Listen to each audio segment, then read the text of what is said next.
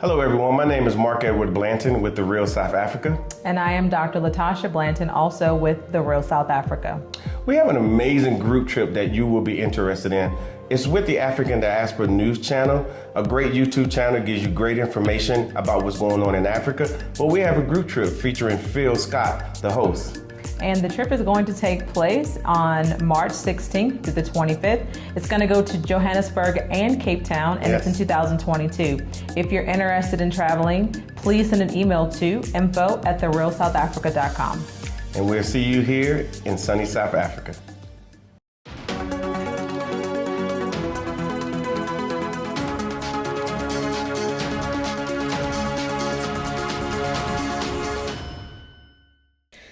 Hello everyone, it's me, Demetra Kaye of the Demetra Kaye Show here on YouTube and a proud contributor of the African Diaspora News Channel and the African Diaspora News Insider. If you could please do me a favor and subscribe to all channels and like this video, I would greatly appreciate it. So on December 12th, a body that belonged to Peter Spencer, 29-year-old Jamaican immigrant, was found in Venango County, Pennsylvania, after he went on a hunting trip with 4 other white people.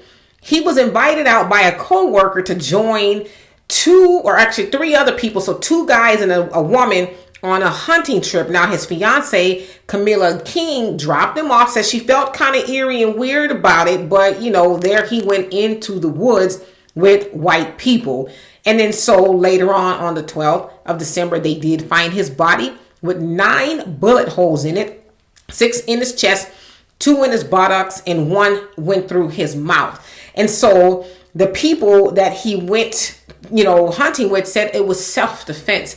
And so they are holding a 25-year-old man in custody, I guess, for questioning and all that to learn what happened. But anyway, they haven't really made any arrest or any major strides to try to figure out what happened to Peter. And so his family, and specifically his sister, Tahila, says, this was cold-blooded murder. My brother was hunted, and it's a hate crime, and we need people to look into it. So they started 2 GoFundMes, and they have hired a private investigator to try to get to the bottom of what happened to their loved one. But I 100% agree with his sister that this is not no self-defense. This is definitely, in my opinion, a cold-blooded hunting. And that's what they do, right? They have always hunted black people for sport and play. They get off on it. Nothing has changed just because we're in a new, decade or whatever, or century. Nothing has changed. That's what they do. They are bloodthirsty for black blood. And so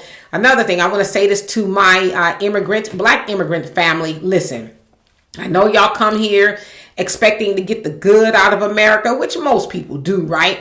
But just know that white people don't see you as a special black, or they don't make the difference between, well, that's a Jamaican black or that's a Nigerian black. They see us all as black. And so you're not going to be treated better because you come from a different country. That doesn't make any difference to them. So I want to say this. Stop hanging out with white people, especially if you are the only black people. Like, how many times do we need to hear stories of black people ending up dead behind being all up and around white people because, we think they love us and we work with them and they go to our church and then I'm cool, right? That's not usually the case. And so, again, the Honorable Elijah Muhammad told us to stay away from them, especially crowds of white people, and especially when you're the only black person there. Like, that would freak me out. I'm just going to be honest with you. I would be freaked out by being the only black person amongst a whole bunch of white people. But yeah, they hunted and killed him for sport and play. And I don't buy that it was self-defense, because to me, in my not so expert opinion, sounds like they shot him first in the front and maybe he tried to turn around and flee, and then they shot him in the back.